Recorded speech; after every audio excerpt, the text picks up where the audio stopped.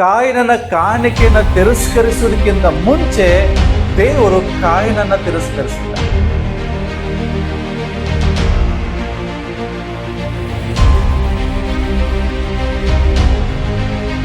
First ನಾವು ಅರ್ಥ ಮಾಡ್ಕೊಳ್ಬೇಕಾದಂತ ವಚನ ಏನಂದ್ರೆ, ದೇವರು ಹೆಬೆಲನ ಕಾಣಿಕೆಯನ್ನು ಮೆಚ್ಚುವುದಕ್ಕಿಂತ ಮುಂಚೆ ಹೆಬೆಲನನ್ನ ಮೆಚ್ಚಿದ.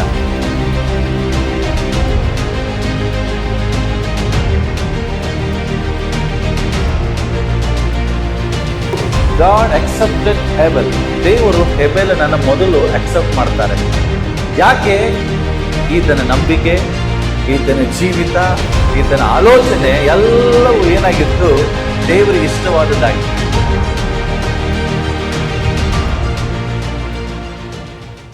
ಸೊ ಬೈಬಲ್ ಅಲ್ಲಿ ಪ್ರಪ್ರಥಮ ಬಾರಿಗೆ ದೇವರಿಗೆ ಆರಾಧನೆ ಮಾಡಿದಂತ ವ್ಯಕ್ತಿ, ದೇವರಿಗೆ ಯಜ್ಞ ಹೋಮಗಳನ್ನ ಸಮರ್ಪಿಸಿದಂತ ವ್ಯಕ್ತಿ ಬಗ್ಗೆ ನಾವು ಕಲೀಲಿಕ್ಕಿದ್ದೇವೆ. ಆತನ ಹೆಸರು ಏಬೆಲ್, ಆದಾಮನ ಮಗ, ಎರಡನೇ ಮಗ.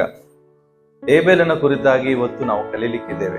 ಈ ಏಬೆಲನ ಕುರಿತಾಗಿ ನೋಡುವಾಗ ನಾವೇನ್ ಕಲಿತೇವೆ? ಏಬೆಲನ ಕುರಿತಾಗಿ ನಾವು ಕಲೀಲಿಕ್ಕಿದ್ದೇವೆ. ಏಬೆಲನ ಕುರಿತಾಗಿ ನೋಡುವುದೇನಂತ ಹೇಳಿದ್ರೆ, ಈತನು ಪ್ರಪ್ರಥಮವಾಗಿ ದೇವರನ್ನ ಆರಾಧನೆ ಮಾಡಿದಂತ ವ್ಯಕ್ತಿ.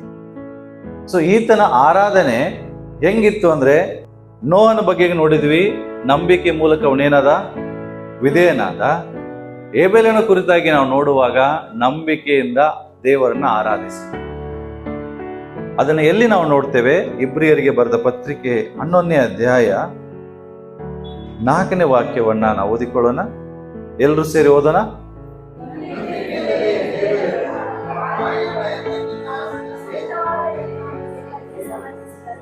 ಎಸ್, ಹಾ.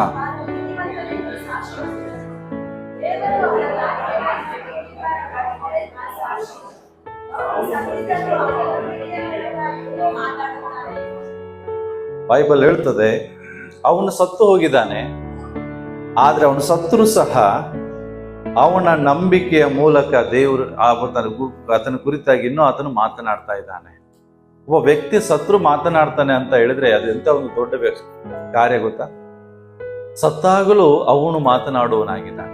ಏನ್ ಅವನು ಮಾತನಾಡ್ತಾನೆ ಅಂದ್ರೆ ಇದೇ. ಆತನು ಮಾತನಾಡುವುದೇನಂದ್ರೆ, ನಂಬಿಕೆಯ ಮೂಲಕ ದೇವರ ಆರಾಧಿಸಿದವನು.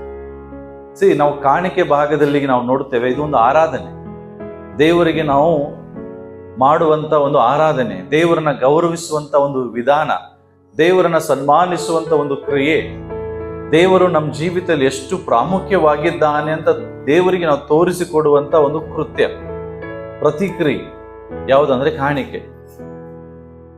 ಈತನು ನಂಬಿಕೆಯಿಂದಲೇ ಹೆಬೆಲನು ಕಾಯಿನನ ಯಜ್ಞಕ್ಕಿಂತ ಶ್ರೇಷ್ಠವಾದ ಯಜ್ಞವನ್ನ ದೇವರಿಗೆ ಸಮರ್ಪಿಸಿದ. ಯಾರು ಕಾಯಿನ? ಈತನು ಹೆಬೆಲನ ಅಣ್ಣ.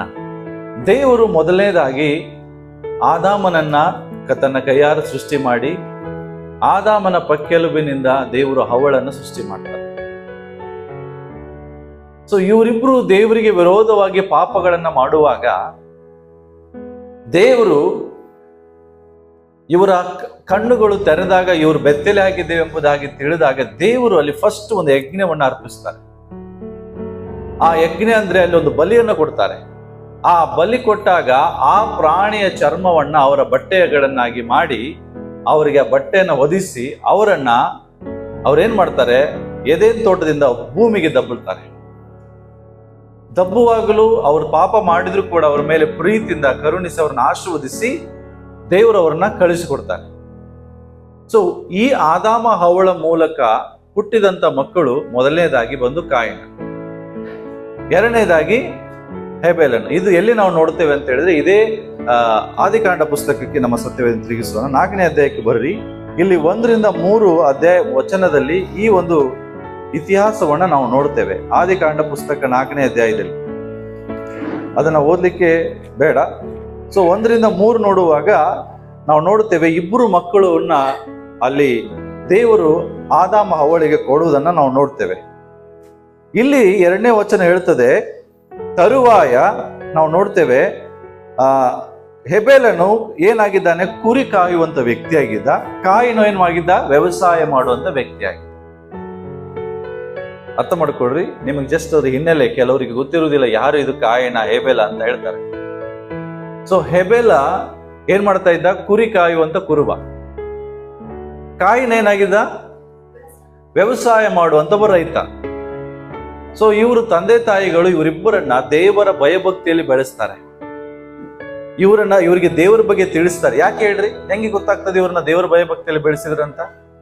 ಯಾಕೆ ಅಂದ್ರೆ ನಾವು ನೋಡ್ತೇವೆ, ಕಾಲಾಂತರದಲ್ಲಿ ಕಾಯಿನನು ಹೊಲದ ಬೆಳೆಯಲ್ಲಿ ಕೆಲವನ್ನ ತಂದು ದೇವರಿಗೆ ಕಾಣಿಕೆಯಾಗಿ ಕೊಡು. ನೋಡ್ರಿ, ದೇವರಿಗೆ ಕಾಣಿಕೆ ಕೊಡುವಂಥದ್ದು ಇದು ಯಾರ ಮೂಲಕ ಕಲಿಸಲ್ಪಡ್ತು? ತಂದೆ ತಾಯಿಗಳು. ಆದಾಮ ಹವ್ವಳು ಇವರಿಗೆ ದೇವರ ಬಗ್ಗೆ ತಿಳಿಸ್ತಾ ಇದ್ದಾರೆ, ದೇವರ ಭಯಭಕ್ತಿ ಬಗ್ಗೆ ತಿಳಿಸ್ತಾ ಇದ್ದಾರೆ. ನಾವು ದೇವರನ್ನ ಹೇಗೆ ಆರಾಧಿಸಬೇಕು, ದೇವರಿಗೆ ಯಾವ ರೀತಿ ಕಾಣಿಕೆಗಳನ್ನ ಕೊಡಬೇಕು, ಸಭೆಗೆ ಹೋಗ್ಬೇಕು ಅನ್ನುವಂಥದ್ದಲ್ಲಿ ಗೊತ್ತಾಗ್ತಾ ಇದೆ. ಅರ್ಥ ಮಾಡ್ಕೊಡ್ರಿ, ನಾನು ಹೊಸ ಒಡಂಬಡಿಕೆ ಕಾಲದಲ್ಲಿ ಮಾತನಾಡುವಾಗ ಸಭೆಯಲ್ಲಿ ಕೆಲವರು ಹೇಬೇಲನ ಹಾಗೆ, ಕೆಲವರು ಕಾಯಿನ ಹಾಗೆ ಜೀವಿಸಿದ್ದಾರೆ. ಯಾಕೆಂದ್ರೆ ನಾವು ಸಹ ಹೇಗೆ ಹೇಬೇಲನು ಕಾಣಿಕೆಗಳನ್ನು ತೆಗೆದುಕೊಂಡು ಹೋದನೋ, ಕಾಯಿನನು ಕಾಣಿಕೆಯನ್ನು ತೆಗೆದುಕೊಂಡು ಹೋದನೋ, ಹಾಗೆ ಸಭೆಗಳಲ್ಲಿರುವಂತ ಜನರು ನಾವು ಸಹ ದೇವರ ಆಲೆಗೆ ಬರುವಾಗ ಕಾಣಿಕೆಗಳನ್ನು ತಗೊಂಡು ಬರ್ತೇವೆ. ಆದ್ರೆ ಇಲ್ಲಿ ಕಾಯಿನ ರೀತಿ ದೇವರನ್ನ ಆರಾಧಿಸುವವರು ಕೆಲವರು ಇದ್ದಾರೆ, ಹೆಬೇಲನ ರೀತಿ ದೇವರನ್ನ ಆರಾಧಿಸುವ ಜನರು ಸಭೆಯಲ್ಲಿದ್ದಾರೆ. ಸೊ ಇವರಿಬ್ರು ನಾವು ನೋಡ್ತೇವೆ, ಇವರಿಬ್ರು 3ನೇ ವಚನದಲ್ಲಿ ಬರೆದದೆ, ಇವರಿಬ್ರು ತಮ್ಮ ತಮ್ಮ ಕಾಣಿಕೆಗಳನ್ನ ಅರ್ಪಿಸುವುದಕ್ಕಾಗಿ, ದೇವರನ್ನ ಆರಾಧಿಸುವುದಕ್ಕಾಗಿ ದೇವರ ಬಳಿಗೆ ಬಂದರು. ಇಬ್ರು ಕೂಡ ಬರ್ತಾರೆ. ನಾವು ನೋಡ್ತೇವೆ ಇಲ್ಲಿ 4ನೇ ಅಧ್ಯಾಯ 3ನೇ ವಚನ. ಕಾಲಾಂತರದಲ್ಲಿ ಕಾಯಿನನು ಹೊಲದ ಬೆಳೆಯಲ್ಲಿ ಕೆಲವನ್ನ ತಂದು ಯೆಹೋವನಿಗೆ ಕಾಣಿಕೆಯಾಗಿ ಸಮರ್ಪಿಸಿದ ಹಾಗೆ ಹೆಬೇಲನು ತನ್ನ ಹಿಂಡಿನಲ್ಲಿ ಚೊಚ್ಚಲ ಕುರಿಗಳನ್ನು ಕಾಣಿಕೆಯಾಗಿ ತಂದು ಅವುಗಳನ್ನ ಏನ್ ಮಾಡದಂತೆ? ಅವುಗಳ ಕೊಬ್ಬನ್ನು ಹೋಮ ಮಾಡಿದನು. ಯೆಹೋವನು ಹೆಬೇಲನನ್ನು ಅವನ ಕಾಣಿಕೆಯನ್ನು ಮೆಚ್ಚಿ ಕಾಯಿನನ್ನು ಅವನ ಕಾಣಿಕೆಯನ್ನು ಮೆಚ್ಚಲಿಲ್ಲ.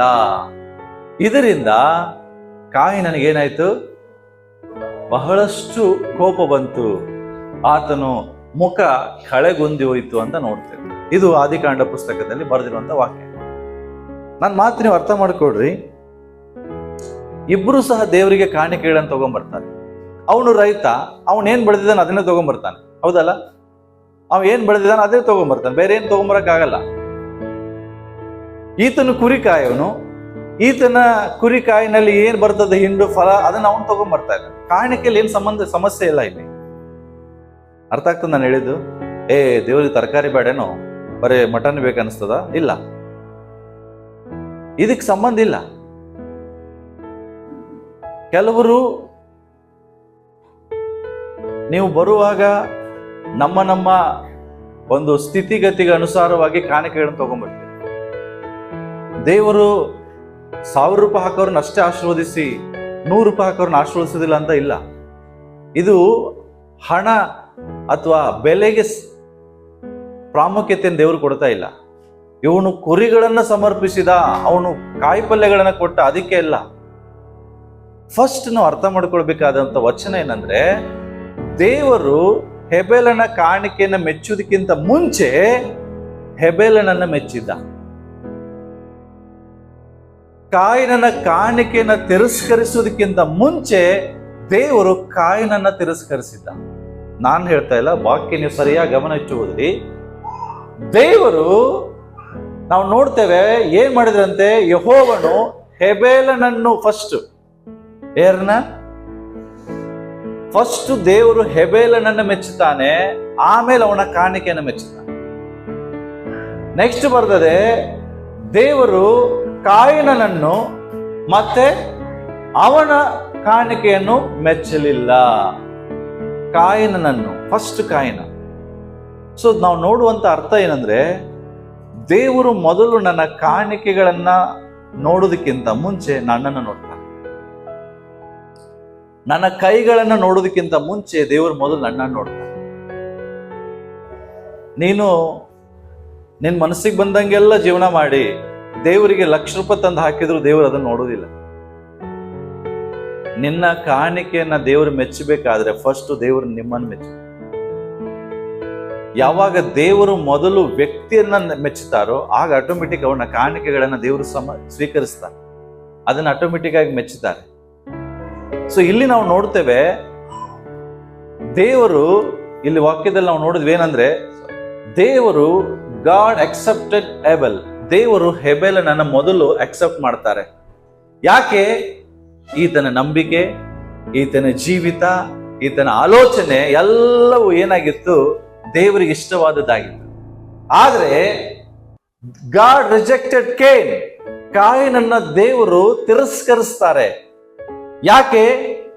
ಅವನ ಜೀವಿತ, ಅವನ ನಂಬಿಕೆ, ಅವನ ಆಲೋಚನೆ ಎಲ್ಲವೂ ದೇವರಿಗೆ ವಿರೋಧವಾಗಿತ್ತು. ಹಾಗಾಗಿ ಅವನು ಏನೇ ತಗೊಂಬಂದ್ರೂ ಕೂಡ ದೇವರು ಅದನ್ನ ಮೆಚ್ಚುವುದಿಲ್ಲ. ಇಲ್ಲಿ ಕಾಣಿಕೆಯಲ್ಲೂ ಕೂಡ ಸಮಸ್ಯೆ ಇದೆ, ಇಲ್ಲ ಅಂತ ಹೇಳ್ತಾ ಇಲ್ಲ ನಾನು, ಅದ್ ಮುಂದೆ ಹೇಳ್ತೇನೆ ನಿಮಗೆ. ಬಟ್ ಇಲ್ಲಿ ನಾವು ಅರ್ಥ ಮಾಡ್ಕೊಳ್ಬೇಕಾಗಿದ್ದು ಏನಂದ್ರೆ, ಕಾಣಿಕೆಗಳನ್ನ ದೇವರು ಮೆಚ್ಚೋದಕ್ಕಿಂತ ಮೊದಲು ದೇವರು ನಮ್ಮನ್ನ ಮೆಚ್ಚಬೇಕು, ನಮ್ಮ ಲೈಫ್ ಅನ್ನ ಮೆಚ್ಚಬೇಕು. ಯಾಕೆ ಅಂದ್ರೆ ಅಲ್ಲಿ ಕಾಣಿಕೆಗಳನ್ನ ತೆಗೆದುಕೊಂಡು ಬರುವುದಕ್ಕಿಂತ, ಆರಾಧನೆ ಮಾಡುವುದಕ್ಕೆ ಬರುವುದಕ್ಕಿಂತ ಮುಂಚೆ ಒಂದು ಕ್ರಮ ಇದೆ, ಅಲ್ಲಿ ಒಂದು ವಿಧಾನಗಳಿದೆ.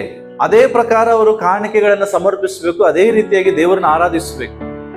ಕಾಣಿಕೆ ನನ್ನಲ್ಲಿ ಇದೆ ಅಂತ ಹೇಳಿ ಹೆಂಗ್ ಬೇಕಾದಂಗೆ ಆರಾಧನೆ ಮಾಡಕ್ ಬರುದಿಲ್ಲ. ಇವತ್ತು ನಾವು ಸಭೆಗೆ ಬರ್ತೇವೆ, ನಾವು ಕೂಡ ಕಣ್ಣುಗಳನ್ನು ಮುಚ್ಚಿ ಕೈಗಳನ್ನು ಎತ್ತಿ ದೇವರನ್ನ ಆರಾಧಿಸ್ತೇವೆ, ಕಾಣಿಕೆಗಳನ್ನು ಹಾಕ್ತೇವೆ. ಆದ್ರೆ ನನ್ನ ಪ್ರಶ್ನೆ ಏನಂದ್ರೆ, ಅದು ದೇವರು ಅದನ್ನು ಸ್ವೀಕರಿಸ್ತಾ ಇದ್ದಾರ? ನನ್ನ ಆರಾಧನೆ ದೇವರು ಸ್ವೀಕರಿಸ್ತಾ ಇದ್ದಾರ? ನನ್ನ ಕಾಣಿಕೆಯನ್ನು ದೇವರು ಸ್ವೀಕರಿಸ್ತಾ ಇದ್ದಾರ? ಯಾಕೆ?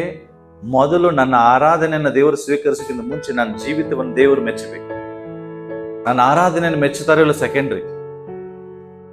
ದೇವರಿಗೆ ನೋಡಿ, ನಾನು ಒಂದು ಹೇಳ್ತೇನೆ, ಇಲ್ಲಿ ದೇವರು ಬಹಳ ಪ್ರೀತಿ ಕೃಪೆಯಿಂದ ನಮ್ಗೆ ಇಷ್ಟೆಲ್ಲ ಇನ್ಸ್ಟ್ರೂಮೆಂಟ್ ಇದಾವೆ.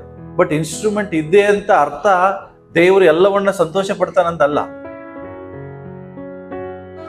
ಇನ್ಸ್ಟ್ರೂಮೆಂಟ್ ಇಲ್ದೇನು ದೇವ್ರನ್ನ ಆರಾಧಿಸಿ ದೇವರು ಅದನ್ನ ಮೆಚ್ಚುತ್ತಾನೆ.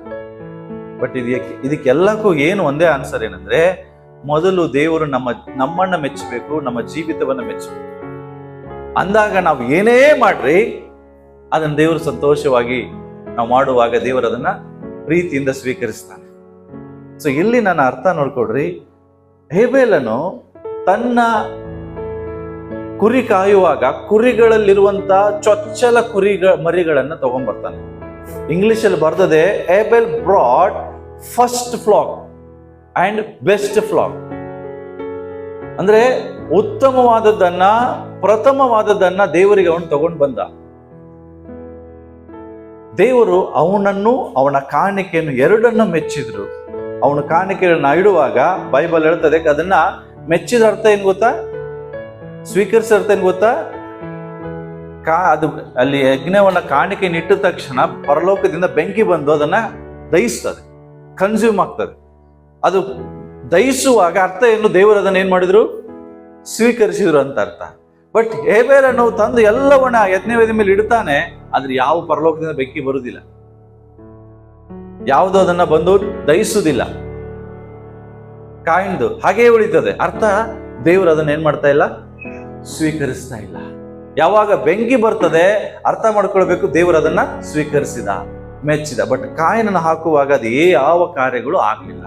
ಹಾಗಾದ್ರೆ ಕೆಲವು ವ್ಯತ್ಯಾಸಗಳು ಇದೆ, ಅದನ್ನ ನಿಮಗೆ ಹೇಳ್ತೇನೆ ನಾನು. ಹಾಗಾದ್ರೆ ಏನ್ ಸಮಸ್ಯೆ, ಏನ್ ವ್ಯತ್ಯಾಸ ಇತ್ತು ಅವನಲ್ಲಿ ಇವನಲ್ಲಿ? ಆ ವ್ಯತ್ಯಾಸವನ್ನು ನಾವು ತಿಳ್ಕೊಂಡು ಇವತ್ತು ನಾವು ದೇವರನ್ನ ಸರಿಯಾದ ರೀತಿಯಲ್ಲಿ, ಅಂದ್ರೆ ಹೇಬೇಲನ ರೀತಿಯಲ್ಲಿ ನಾವು ದೇವರನ್ನ ಏನ್ ಮಾಡೋಣ? ಆರಾಧಿಸೋಣ. ಸೊ ಇಲ್ಲಿ ನಾವು ನೋಡ್ತೇವೆ, ಕೇನ್ ವರ್ಷಿಪರ್ಸ್ ಅಂಡ್ ಹೇಬೆಲ್ ವರ್ಷಿಪರ್ಸ್ ಅಂದ್ರೆ ಏನು? ಕಾಯಿನನ ರೀತಿ ಆರಾಧಿಸೋರು ಕೆಲವರಿದ್ದಾರೆ, ಹೇಬೇಲನ ರೀತಿ ಆರಾಧಿಸೋರು ಸಭೆಯಲ್ಲಿ ಕೆಲವರಿದ್ದಾರೆ. ಅದರಲ್ಲಿ ನಾನು ಯಾರು ಅಂತ ಇವತ್ತು ನಾವು ತಿಳ್ಕೊಳ್ಳೋಣ. ನಾನು ಬಹಳ ಚೆನ್ನಾದ ಬಟ್ಟೆಗಳನ್ನು ಹಾಕೊಂಡು ಎಲ್ಲರಿಗಿಂತ ಶ್ರೇಷ್ಠವಾದ ಕಾಣಿಕೆಗಳನ್ನು ಕೊಟ್ಟು ಆ ದೇವರು ಅದನ್ನು ಮೆಚ್ಚಲಿಲ್ಲ ಅಂದ್ರೆ ಎಲ್ಲ ವ್ಯರ್ಥ ಆದಂಗೆ ಅಲ್ಲ? ಎಲ್ಲದು ವ್ಯರ್ಥ ಆದಂಗೆ. ಯಾಕೆಂದ್ರೆ ಈ ಸ್ವಾಮಿ ಒಂದು ಆಲಯದಲ್ಲಿ ನಿಂತ್ಕೊಂಡಾಗ ಎಲ್ಲಾ ಜನರು ಅಲ್ಲಿ ಕಾಣಿಕೆಗಳನ್ನು ಬಂದು ಹಾಕುವಾಗ ನಾವು ನೋಡ್ತೇವೆ, ಒಳ್ಳೊಳ್ಳೆ ಬಟ್ಟೆ ಹಾಕೊಂಡಂತವ್ರು ಒಳ್ಳೊಳ್ಳೆ ಶ್ರೇಷ್ಠವಾದ ಅಮೂಲ್ಯವಾದ ಕಾಣಿಕೆಗಳನ್ನು ತಂದು ದೇವಾಲಯದಲ್ಲಿ ಸಮರ್ಪಿಸ್ತಾ ಇದ್ರು. ಆದ್ರೆ ಅಲ್ಲಿ ಒಬ್ಬ ಬಡ ವಿಧವೆ, ಬಡ ಹೆಂಗಸು, ವಯಸ್ಸಾದವಳು ಸ್ವಲ್ಪ ತಂದು ಹಾಕುವಾಗ ಈ ಸ್ವಾಮಿ ನೋಡಿ ಹೇಳ್ತಾರೆ, ಇವರೆಲ್ಲರಿಗಿಂತಲೂ ಹೆಚ್ಚಾದ ಕಾಣಿಕೆ ಇವಳು ಹಾಕ್ತಾಳೆ. ಏನಿದೆ ಅರ್ಥ? ಅರ್ಥ ಏನು? ದೇವರು ಅವಳ ಕಾಣಿಕೆಯನ್ನ ಮೆಚ್ಚೋದಕ್ಕಿಂತ ಮುಂಚೆ ಅವಳನ್ನ ದೇವರು ಮೆಚ್ಚಿದ್ರು. ಯಾಕೆ? ಅವಳು ಬರುವಾಗ ದೇವರನ್ನ ಮನಪೂರ್ವಕವಾಗಿ ನಂಬಿಕೆಯಿಂದ ಅಲ್ಲಿ ಬಂದು ಕಾಣಿಕೆಗಳನ್ನು ಹಾಕೋದನ್ನ ನಾವು ನೋಡ್ತೇವೆ. ಸೊ ಇಲ್ಲಿ ನೋಡ್ರಿ, ವ್ಯತ್ಯಾಸ ಏನಾಗಿತ್ತು ಗೊತ್ತಾ? ಇಬ್ಬರಲ್ಲಿ ನಾವು ನೋಡ್ತೇವೆ, ಇಲ್ಲಿ ನಾವು ನೋಡ್ತೇವೆ, ಕಾಯಿನನ ಜೀವಿತದಲ್ಲಿ ಕ್ಷಮಾಪಣೆ ಇರಲಿಲ್ಲ, no forgiveness of sin. But ಅಲ್ಲಿ ಏನಿತ್ತು? Forgiveness of sin. ಅರ್ಥ ಏನ್ ಗೊತ್ತಾ? ಯಜ್ಞ ಅಂದ್ರೆ ಏನು? ಬಲಿ ಕೊಡೋದ ಅರ್ಥ ಏನು? ತ್ಯಾಗ, ಸ್ಯಾಕ್ರಿಫೈಸ್ ಅಂದ್ರೆ ಏನು? ನೀನು ದೇವರನ್ನ ಆರಾಧಿಸಬೇಕಾದ್ರೆ ದೇವರ ಆರಾಧನೆ ತ್ಯಾಗ, ಬಲಿಯ ಮೂಲಕ ಪ್ರಾರಂಭವಾಗ್ಬೇಕು, ತ್ಯಾಗದ ಮೂಲಕ ಪ್ರಾರಂಭವಾಗ್ಬೇಕು, ಸ್ಯಾಕ್ರಿಫೈಸ್ ಮೂಲಕ ಪ್ರಾರಂಭವಾಗ್ಬೇಕು. ಅಲ್ಲಿ ನಾವು ನೋಡ್ತೇವೆ, ದೇವರನ್ನ ಆರಾಧಿಸೋರು ಎಂತವರೇ ಆಗಿರ್ಲಿ, ಪಾಪ ಕ್ಷಮಾಪಣೆ ಇಲ್ಲದೆ ಇಲ್ಲಿ ಬಂದು ನಾವು ಆರಾಧನೆ ಏನೇ ಮಾಡಿದ್ರು ದೇವರು ನಮ್ಮ ಆರಾಧನೆ ಎಲ್ಲೇ ಹೋಗುದಿಲ್ಲ. ಜೀವಿತದಲ್ಲೆಲ್ಲ ಪಾಪಗಳು ತುಂಬಿಕೊಂಡು ಸೋಮವಾರದಿಂದ ಶನಿವಾರದವರೆಗೂ ನಮ್ಮ ಮನಸ್ಸಿಗೆ ಬಂದಂಗೆ ಜೀವಿಸಿ ಅನೇಕ ಕಾರ್ಯಗಳಲ್ಲಿ, ಪಾಪದ ಕಾರ್ಯಗಳಲ್ಲಿ ತೊಡಗಿ ನಾವು ಭಾನುವಾರ ಮಾತ್ರ ಇಲ್ಲಿ ಬಂದು ದೇವರನ್ನ ಕಣ್ಣುಗಳನ್ನು ಮುಚ್ಚಿ ಆರಾಧಿಸುವಾಗ ನಾವು ತಿಳ್ಕೊಳ್ತೇವೆ, ದೇವರು ನನ್ನ ಕಾಣಿಕೆಗಳನ್ನ, ನನ್ನ ಆರಾಧನೆಯನ್ನು ದೇವರು ಸ್ವೀಕರಿಸ್ತಾ ಇದ್ದಾರೆ. ಇಲ್ಲ ಪ್ರಿಯರೇ, ನೋ. ನೀನು ಆರಾಧನೆ ಮಾಡೋದಕ್ಕಿಂತ ಮುಂಚೆ ನಿನ್ನ ಪಾಪಗಳು ಕ್ಷಮಿಸಲ್ಪಡ್ಬೇಕು. ಅಲ್ರಿ, ಎಲ್ಲ ಒಂದೇ ಸರಿ ಪಾಪಗಳು ಕ್ಷಮಾಪಣೆ ಆಗಿದೆಯಲ್ಲ, ಮತ್ತೇನು? ಅದರ್ಥ ಒಂದ್ಸರಿ ಕ್ಷಮಾಪಣೆ ಆದ್ರೆ ಮತ್ತೆ ಪಾಪ ಮಾಡ್ಬೋದಾ? ಮತ್ತೆ ಮಾಡ್ಬೋದಾ? ಹಾಗಾದ್ರೆ ದೇವರು ನನ್ನ ಎಲ್ಲಾ ಪಾಪಗಳನ್ನು ಕ್ಷಮಿಸಿದ್ದಾರೆ, ಕ್ಷಮಿಸಿಲ್ಲ ಅಂತ ನಾನು ಹೇಳುದಿಲ್ಲ. ಆದ್ರೆ ಯೇಸು ಹೇಳ್ತಾರೆ, ನಿನ್ನ ಎಲ್ಲಾ ಪಾಪಗಳು ಕ್ಷಮಿಸಲ್ಪಟ್ಟಿದೆ, ಆದ್ರೆ ಮತ್ತೆ ಪಾಪ ಮಾಡಬೇಡ ಅಂತ ಹೇಳ್ತಾರೆ. ಆದ್ರೆ ನಾವು ಮಾಡದೇ ಇರ್ತೇವ? ತಪ್ಪುಗಳನ್ನ ಮಾಡದೆ ನಾವು ಜೀವಿಸ್ತೇವಾ? ಇಲ್ಲ. ಎಲ್ಲವನ್ನ ಮಾಡಿ, ಆದ್ರೆ ಸಭೆಗೆ ಬರುವಾಗಲೂ ಶನಿವಾರ ಪೂರ್ತಿ ದಿನ ದೇವರ ಸನ್ನಿಧಾನದಲ್ಲಿ ಕಳೆಯದೆ, ದೇವರಿಗೆ ಕ್ಷಮಾಪಣೆ ಕೇಳದೆ, ರಾತ್ರಿ ಎಲ್ಲ ಪಶ್ಚಾತ್ತಾಪ ಪಡದೆ, ಆರಾಮಾಗಿ ರಾಜಾರೋಷವಾಗಿ ಸಭೆಗೆ ಬಂದು ಎಷ್ಟೋ ತಪ್ಪುಗಳನ್ನು ಒಳಗಡೆ ಇಟ್ಟುಕೊಂಡು ಸಹ ಕಣ್ಣುಗಳನ್ನು ಮುಚ್ಚಿ ದೇವರನ್ನ ಆರಾಧಿಸುವಾಗ ದೇವರಂತ ಕಾಣಿಕೆಯನ್ನು ಅಂತ ಕಾಣಿಕೆಯನ್ನ, ಅಂತ ಆರಾಧನೆಯನ್ನು ದೇವರು ಸ್ವೀಕರಿಸ್ತಾರ. ನಾವು ನೋಡ್ತೇವೆ, ಅವನ ಮೆಂಟಾಲಿಟಿನೇ ಗೊತ್ತಾಗ್ತದೆ. ಏಬೇಲನದು ಏನಂದ್ರೆ, ಏನ್ ಮಾಡ್ದ? ತನ್ನ ಹೊಲದಲ್ಲಿ ಬೈಬಲ್ ಸ್ಪಷ್ಟವಾಗಿ ಹೇಳ್ತದೆ, ಪ್ರಥಮ ಬೆಳೆಯನ್ನೇ ಕೊಟ್ಟ. ಆದ್ರೆ ಪ್ರಥಮ ಬೆಳೆಯಲ್ಲಿ ಏನ್ ಮಾಡ್ದಂತೆ? ಕೆಲವೊಂದನ್ನು. ಅರ್ಥ ಗೊತ್ತಾ? ಏನಂತೆ? ಕೆಲವೊಂದನ್ನು. ನಾನು ಒಂದು ಹೇಳ್ತೇನೆ, ಏಬೇಲನಿಗೂ ಇವನಿಗೂ ಏನಂತ ಹೇಳಿದ್ರೆ ಅವನ ಮನಸ್ಥಿತಿಗಳೇ ಗೊತ್ತಾಗ್ತದೆ. ಇವನು ಕಾಣಿಕೆಯನ್ನ ಯಜ್ಞದ ರೂಪದಲ್ಲಿ ತಗೊಂಡ್ಬರ್ತಾ ಇದ್ದಾನೆ, ತನ್ನ ಪಾಪದಿಂದ ಕ್ಷಮಾಪಣೆ ರೂಪದಲ್ಲಿ ತಗೊಂಡ್ಬರ್ತಾ ಇದ್ದಾನೆ. ನಾನು ಹೇಳ್ತೇನೆ ನೋಡ್ರಿ, ನೀನು ಕಾಣಿಕೆಗಳನ್ನ ಏನೇ ಮಾಡು, ಅದು ದೇವರಿಗೆ ಸಂಬಂಧಪಟ್ಟದ್ದು, ನಿನಗೆ ಸಂಬಂಧಪಟ್ಟದ್ದು. ಆದ್ರೆ ಅದಕ್ಕಿಂತ ಮುಂಚೆ ನೀನು ಯಜ್ಞವನ್ನು ಸಮರ್ಪಿಸಲೇಬೇಕು. ಇದು ಓಲ್ಡ್ ಟೆಸ್ಟಮೆಂಟ್ ಅಲ್ಲಿ ದೇವರ ಬಳಿಗೆ ಬರುವಾಗ ಒಂದು ನಿಯಮ. ಯಾರೇ ದೇವರ ಬಳಿಗೆ ಬರುವಾಗ ಅವನು ಪ್ರಪ್ರಥಮವಾಗಿ ಮಾಡಬೇಕಾಗಿದ್ದೇನೆಂದ್ರೆ ದೇವರಿಗೆ ತ್ಯಾಗಮಯವಾದಂತ ಬಲಿಯನ್ನು ಅರ್ಪಿಸಲೇಬೇಕು. ಬಟ್ ಇಲ್ಲಿ ಬಲಿ ಇಲ್ಲ. ಸುಮ್ಮನೆ ಏನೋ ತಾನು ಮನಸ್ಸಿಗೆ ಬಂದಂಗೆ ಜೀವನ ಮಾಡ್ದ, ನೇರವಾಗಿ ಬಂದು ಆಲಯದಲ್ಲಿ ಕುತ್ಕೊಂಡು ಒಂದು ಕಾಣಿಕೆಯನ್ನು ಹಾಕ್ತಾ ಇದ್ದಾನೆ.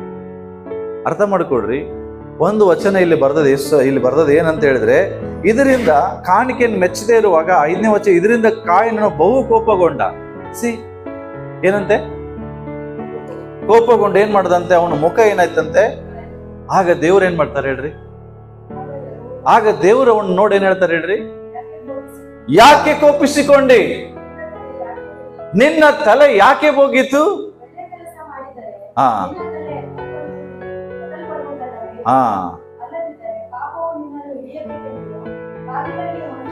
ಹಂಚಿಕೊಂಡಿರುವುದು, ಆದರೂ ನೀನು ಅದನ್ನ ವಶ ಮಾಡಿಕೊಳ್ಳಬೇಕೆಂದ್ರೆ.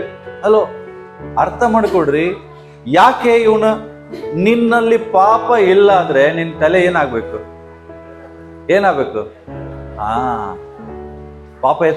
ಪಾಪ ಇದ್ದಂತ ವ್ಯಕ್ತಿ, ಪಾಪ ಮಾಡಿದ ವ್ಯಕ್ತಿ ಏನ್ ಮಾಡ್ತಾನೆ? ಒಂದು ಘಟನೆ ಮೊನ್ನೆ ದಿವಸ ನಮ್ಮ ಸೇವಕರ ಮಧ್ಯದಲ್ಲಿ ನಾವು ಹಂಚ್ಕೊಳ್ತಾ ಇದ್ವಿ. ಒಂದು ವಿಷಯದಲ್ಲಿ ಮಾತನಾಡ್ತಾ ಇದ್ರು, ದೈವಿಕ ನಾಯಕನು ಹೇಗೆ ಬಿದ್ದು ಹೋಗ್ತಾನೆ, ಹೇಗೆ ಫೇಲ್ ಆಗ್ತಾನೆ ಅಂತ. ಅದರ ಬಗ್ಗೆ ಡಿವೋಷನ್ ಇತ್ತು ಮೊನ್ನೆ ಶಿವಮೊಗ್ಗದಲ್ಲಿ.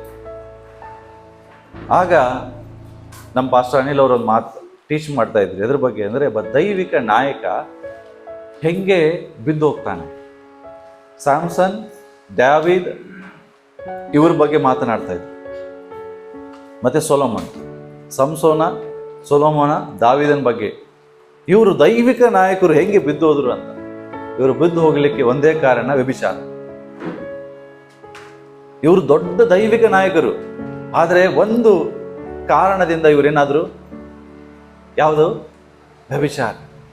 ಇದ್ರ ಬಗ್ಗೆ ಅವರು ಮಾತನಾಡುವಾಗ ಒಬ್ಬ ಸೇವಕರು ಗೋವಾದಲ್ಲಿ ದೊಡ್ಡ ಅಭಿಷಕ್ತರು, ಇಂಥ ದೊಡ್ಡ ಸಭೆ ಇದಂತೆ, ಭಯಂಕರ ಅವ್ರು ಮಾತನಾಡುವಾಗ, ಅವ್ರ ಕೈಗಳನ್ನಿಟ್ಟು ಪ್ರಾರ್ಥನೆ ಮಾಡುವಾಗ ಹಿಂಗೆ ಮಿರಾಕಲ್ಗಳಾಗುವಂಥ ಒಬ್ಬ ದೈವ ಸೇವಕರು ಇದೇ ಪಾಪದಲ್ಲಿ ಬಿದ್ದು ಸಿಕ್ಕಾಕೊಂಡ್ರು.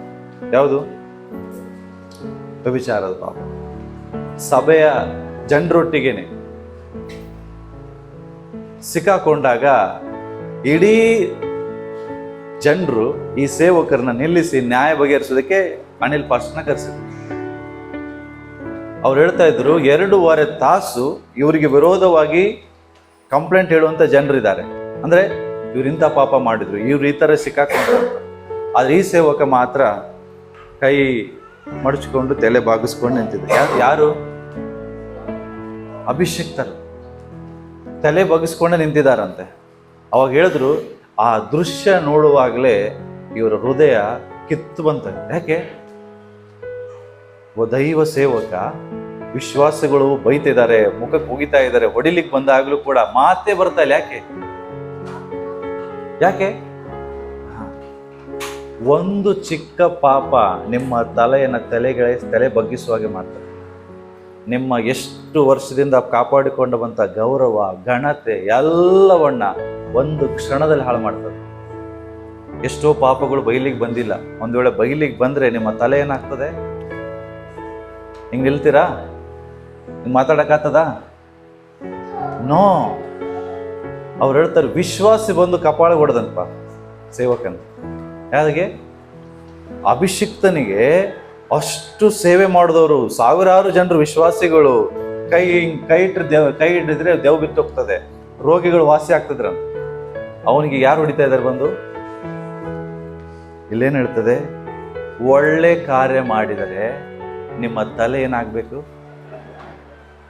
ಅದೇ ಹೇಳ್ತದಲ್ಲ, ನಿನ್ನಲ್ಲಿ ಪಾಪ ಇಲ್ಲಾಗಿದ್ರೆ ನೀನ್ ಖುಷಿ ಪಡ್ತಿದ್ದಿ, ಬಟ್ ನಿನ್ ತಲೆ ಏನಾಗಿದೆ ಈಗ? ಅದೇ ದೇವ್ರು ಹೇಳ್ತಾರೆ, ಒಳ್ಳೆ ಕಾರ್ಯ ಮಾಡಿದರೆ, ಒಳ್ಳೆ ಕೆಲಸ ಮಾಡಿದರೆ ನಿನ್ನ ತಲೆ ಎತ್ತಲ್ಪಡ್ಬೇಕಲ್ಲವೇ? ಅಪರಾಧಿಗಳು ತಲೆ ಏನಾಗಿರ್ತದೆ ಯಾವಾಗಲೂ?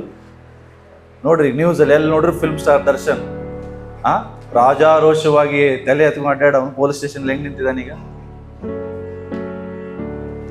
ಅವನನ್ನ ಹೊಗಳಿದಂತ ಅಭಿಮಾನಿಗಳು ಚೀತು ಅಂತ ಉಗುಳ್ತಾ ಇದ್ದಾರೆ, ನಮ್ಮ ಕೈಗೆ ಒಪ್ಪಿಸಿ ನಾವು ಹೊಡಿತೇವೆ ಅಂತಿದ್ದಾರೆ.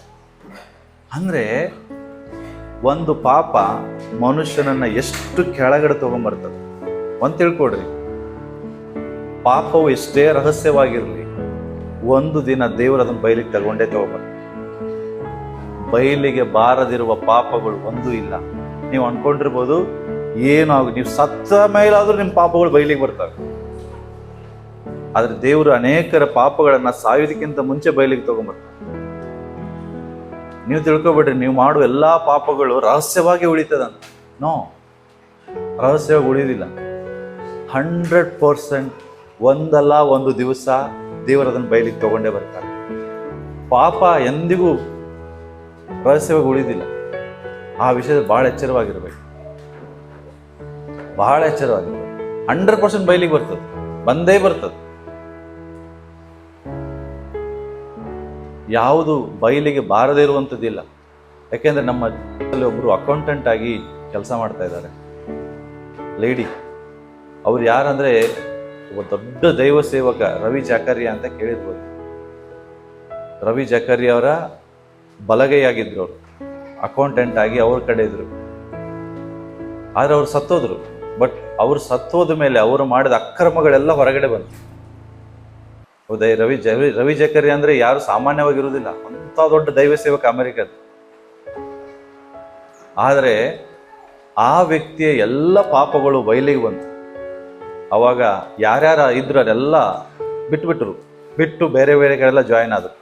ಯಾಕೆಂದ್ರೆ ಅಂತ ಪಾಪದಲ್ಲಿ ನಾವು ಇರೋದು ಬೇಡ. ಅಂದ್ರೆ ಯಾವುದು ಬಯಲಿಗೆ ಬರದೇ ಇರುವಂತದ್ದು ಇಲ್ಲ, ಎಲ್ಲ ಬಯಲಿಗೆ ಬಂದೇ ಬರ್ತದ ಅಂತ ಹೇಳ್ತಾರೆ. ಎಂತೆಂಥವ್ರದೇ ಆಗಿರ್ಲಿ. ಯಾಕೆಂದ್ರೆ ದೇವರು ಎಲ್ಲವನ್ನ ಸಹಿಸ್ತಾನೆ, ಪಾಪಗಳನ್ನ ಮಾತ್ರ ಸಹಿಸುತ್ತೆ. ನೀವು ಅನ್ಕೊಂಡಿರ್ಬೋದು ಯಾರಿಗೂ ಗೊತ್ತಾಗೋದಿಲ್ಲ ಅಂತ. ಹಲೋ, ದೇವರಿಗೆ ಗೊತ್ತಾಗದಿರೋದು ಯಾವ್ದಾರು ಇದೆಯಾ? ಇಲ್ಲಿ ಹೇಳ್ತದೆ, ನಮ್ಮ ತಲೆ ತಗ್ಗಿಸಲ್ಪಡಬಾರ್ದಂದ್ರೆ ನಮ್ಮಲ್ಲಿ ಪಾಪ ಕ್ಷಮಾಪಣೆ. ಅದಕ್ಕೆ ಹೇಳೋದು ಎವ್ರಿ ಮಿನಿಟ್. ಯಾರ್ದೊಬ್ಬರ ಬಗ್ಗೆ ಹೇಳ್ತಾ ಇದ್ರು, ಆ ವ್ಯಕ್ತಿ ಹೇಳ್ತಾನಂತೆ ಎವ್ರಿ 15 ಸೆಕೆಂಡ್ 15 ಅವನು ಹೇಳ್ತಾನೆ ನನ್ನ ಜೀವಿತ ಹೆಂಗಿರ್ಬೇಕಂತಂದ್ರೆ ಪ್ರತಿ 15 ಸೆಕೆಂಡ್ಸಿಗೂ ಪ್ರತಿ 15 ಸೆಕೆಂಡ್ನಲ್ಲಿಯೂ ಕೂಡ ನಾನು ದೇವರಿಂದ ದೂರ ಹೋಗಿರ್ಬಾರ್ದು. ಅಂದ್ರೆ ಪ್ರತಿ 15 ಸೆಕೆಂಡಿಗೆ ಅವ್ನು ದೇವ್ರ ನೆನಪು ಮಾಡ್ಕೋತಾನಂತ. ಎಷ್ಟು? 15 ನಿಮಿಷ ಅಲ್ಲ, ಎವ್ರಿ 15 ಸೆಕೆಂಡ್ಗೆ ಅವನಿಗೆ ದೇವ್ರ ನೆನಪಾಗ್ತದಂತ. ಅವರು ಎಷ್ಟೋ ವರ್ಷದಿಂದ ಇವು ಹಂಗಿದಾರೆ. ಅವ್ರ ಜೀವಿತದ ಸಕ್ಸಸ್ ರಹಸ್ಯ ಸೀಕ್ರೆಟ್ ಏನಂತ ಕೇಳುವಾಗ ಹೇಳಿದ್ರು ಎವ್ರಿ 15 ಸೆಕೆಂಡ್ಸ್ಗೂ ನಾನು ದೇವ್ರ ನೆನಪು ಮಾಡ್ಕೋತಾರ. ಅಂದ್ರೆ ಏನು? 15 ಸೆಕೆಂಡ್ ಆಯ್ತು, ಈಗ ಇಮಿಡಿಯೇಟ್ ಮತ್ತೆ ದೇವ್ರ ನೆನಪು ನಮ್ಗೆ ಆಗ್ತದ? ಕೆಲವು ಸರಿ ತಾಸುಗಟ್ಲೆ ದೇವ್ರನ್ನ ಮರ್ತು ಬಿಟ್ಟಿರ್ತೀವಿ ನಾವು, ತಿಂಗಳಗಟ್ಲೆ ವಾರಗಟ್ಲೆ ದೇವ್ರನ್ನ ಮರ್ತಿರ್ತೀವಿ. ಕೆಲವ್ರಿಗೆ ಭಾನುವಾರ ನೆನಪಾಗ್ತದೆ ದೇವ್ರು. 15 ಸೆಕೆಂಡಿಗೂ ಪ್ರತಿ 15 ಸೆಕೆಂಡಿಗೆ ದೇವ್ರ ನೆನಪು ಮಾಡ್ಕೊಳ್ಳೋನು ಎಂದಿಗೂ ಪಾಪ ಮಾಡೋದೇ ಇಲ್ಲ. ಯಾಕೆ ಹೇಳ್ರಿ? ಸಡನ್ ಆಗಿ 15 ಸೆಕೆಂಡ್ ಆದ ತಕ್ಷಣ ನಮ್ಗೆ ದೇವ್ರ ನೆನಪು ಬರ್ತದೆ, ನಾನು ದೇವ್ರ ಮಗ, ನಾನು ದೇವ್ರ ಮನುಷ್ಯ, ನಾನು ಹಿಂಗೆ ಮಾಡಬಾರ್ದು. ಪ್ರತಿ 15 ಸೆಕೆಂಡಿಗೆ ಅಂತ ವ್ಯಕ್ತಿ ಎಂದಿಗೂ ಬಿದ್ದೋಗುದಿಲ್ಲ, ಆ ಪಾಪ ಮಾಡೋದಿಲ್ಲ. ಈ ವ್ಯಕ್ತಿಯಲ್ಲಿ ಏನಿತ್ತು? ಪಾಪ ಕ್ಷಮಾಪಣೆ ಇಲ್ಲ. ಪಾಪ ಕ್ಷಮಾಪಣೆ ಇಲ್ಲದೆ ಬಂದು ದೇವ್ರಿಗೆ ಕಾಣಿಕೆ ಕೊಡ್ತಾ ಇದ್ದಾನೆ. ಅಲೋ, ಇದು ಛತ್ರ ಅಲ್ಲ, ದೇವರ ಆಲಯ. ದೇವರನ್ನ ಆರಾಧಿಸುವುದು ಛತ್ರ ಅಲ್ಲ, ಇದು ದೇವರ ಸ್ಥಾನ, ದೇವರು ವಾಸ ಮಾಡುವಂತ ಸ್ಥಳ, ದೇವರ ಪ್ರಸನ್ನತೆ ಇರುವಂತ ಪರಿಶುದ್ಧವಾದ ಆಲಯ. ಹಳೆ ಒಡಂಬಡಿಕೆಯಲ್ಲಿ ಇಂಥ ಆಲಯದ ಒಳಗೆ ಡೈರೆಕ್ಟ್ ಎಂಟ್ರಿನೇ ಇಲ್ಲ. ನಿಮ್ಮ ಪಾಪಗಳು ಅಂಗಳದಲ್ಲೇ ಸ್ವಚ್ಛ ಆಗ್ಬೇಕು, ಅಲ್ಲಿ ಬಲಿಗಳನ್ನು ಸಮರ್ಪಿಸಬೇಕು, ಅಲ್ಲೇ ಕಾಣಿಕೆಗಳನ್ನು ಸಮರ್ಪಿಸಬೇಕು. ನಿಮಗಾಗಿ ಯಾಜಕನು ಹೋಗಿ ಕ್ಷಮಾಪಣೆ ಯಜ್ಞವನ್ನು ಸಮರ್ಪಿಸಬೇಕು. ಆವಾಗ ನಿಮ್ಮನ್ನ ಎಂಟ್ರಿನೇ ಇಲ್ಲ. ಆದ್ರೆ ಇವತ್ತೇನಾಗಿದ್ದೇವೆ? ಹೊಸ ಒಡಂಬಡಿಕೆ ಕೃಪೆ ಕಾಲ, ಕೃಪೆಯನ್ನು ಮಿಸ್ಯೂಸ್ ಮಾಡ್ಕೊಂಡು ಆರಾಮ ರಾಜಾರೋಷವಾಗಿ ಬರ್ತೇವೆ, ರಾಜಾರೋಷವಾಗಿ ಸ್ಟೇಜ್ ಮೇಲೆ ಬರ್ತೇವೆ, ರಾಜಾರೋಷವಾಗಿ ದೇವರನ್ನ ಆರಾಧಿಸ್ತೇವೆ. ಪಾಪ ಹೇಬೇಲನ್ನು ಯಾಕೆ ಕಾಣಿಕೆ ಸ್ವೀಕರಿಸಲಿಲ್ಲ ಅಂದ್ರೆ ಪಾಪದ ಕ್ಷಮಾಪಣೆ ಹೇಗಿರ್ಲಿಲ್ಲ. ಪಾಪ ಮಾಡಿ ಕಾಯಿನನು ಪಾಪ ಮಾಡಿ ಕಾಣಿಕೆಗಳನ್ನು ಸಮರ್ಪಿಸ್ತಿದ್ದ. ಅದಕ್ಕಾಗಿ ಅವನ ಕಾಣಿಕೆಯನ್ನ, ಅವನ ಆರಾಧನೆಯನ್ನು ದೇವರು ಸ್ವೀಕರಿಸಲಿಲ್ಲ. ಆದ್ರೆ ಆತನು ಹಂಗಿರ್ಲಿಲ್ಲ. ಪಶ್ಚಾತ್ತಾಪದಿಂದ ಪಾಪಗಳ ಕ್ಷಮಾಪಣೆಗಾಗಿ ಯಜ್ಞವನ್ನು ಅರ್ಪಿಸಿ ಆತನು ಬಂದು ಕಾಣಿಕೆಯನ್ನು ಸಮರ್ಪಿಸ್ತಾ ಇದ್ದ. ಇವತ್ತು ನಾವು ಯಾರಾಗಿದ್ದೇವೆ ಅರ್ಥ ಮಾಡ್ಕೊಳ್ಳೋಣ. ಆರಾಮ್ ಪಾಪಗಳನ್ನ ಮಾಡಿ ರಾಜಾರೋಷವಾಗಿ ಬಂದು ಕಾಣಿಕೆಯನ್ನು ಹಾಕ್ತೇವಾ? ಅಥವಾ ಇಲ್ಲಿ ಬರೋಕ್ಕಿಂತ ಮುಂಚೆ ಮನೆಯಲ್ಲಿ ಗೋಳಾಡಿ, ದೇವರೇ ಈ ವಾರದಲ್ಲಿ ಎಷ್ಟೋ ತಪ್ಪುಗಳನ್ನು ನಾನು ಮಾಡಿದ್ದೇನೆ ಸ್ವಾಮಿ, ನನ್ನೆಲ್ಲ ತಪ್ಪುಗಳನ್ನು ಕ್ಷಮಿಸು ದೇವರೇ, ನಿನ್ನ ಆಲೆಗೆ ಹೋಗ್ತಾ ಇದ್ದೇನೆ ಸ್ವಾಮಿ, ದೇವರೇ ಹೋಗ್ಲಿಕ್ಕೆ ನನಗೆ ಅರ್ಹತೆ ಕೊಡು ಸ್ವಾಮಿ, ನನ್ನನ್ನು ತೊಳೆದು ಶುದ್ಧೀಕರಿಸು ದೇವರೇ. ಈ ರೀತಿಯಾದಂಥ ಹೆಬೇಲನ್ನ ಹಾಗೆ ಬರ್ತಾ ಇದ್ದೇವೆ. ನಾನು ಹೇಳ್ತೇನೆ, ನಾವು ಮಾಡುವುದೆಲ್ಲ ಯಾಕೆ? ಕೆಲವರು ಕ್ವಶನ್ ಮಾರ್ಕ್ ಇರ್ತದೆ, ಅಷ್ಟು ದಶಮ ಭಾಗ ಕೊಡ್ತೇನೆ ದೇವರೇ, ಅಷ್ಟು ಕಾಣಿಕೆಯನ್ನು ಹಾಕ್ತೇನೆ, ಯಾಕೆ ಆಶೀರ್ವಾದ ಇಲ್ಲ? ಹಲೋ, ರೀಸನ್ ಇದೆ. ದೇವರಿಗೆ ಅದು ಸ್ವೀಕಾರ ಆಗ್ತಾ ಇಲ್ಲ, ದೇವರು ಅದನ್ನು ಮೆಚ್ಚುತ್ತಾ ಇಲ್ಲ. ಫಸ್ಟ್ ಕಾರಣ ಅದೇ. ಏನು? ಪಾಪದ ಕ್ಷಮಾಪಣೆ.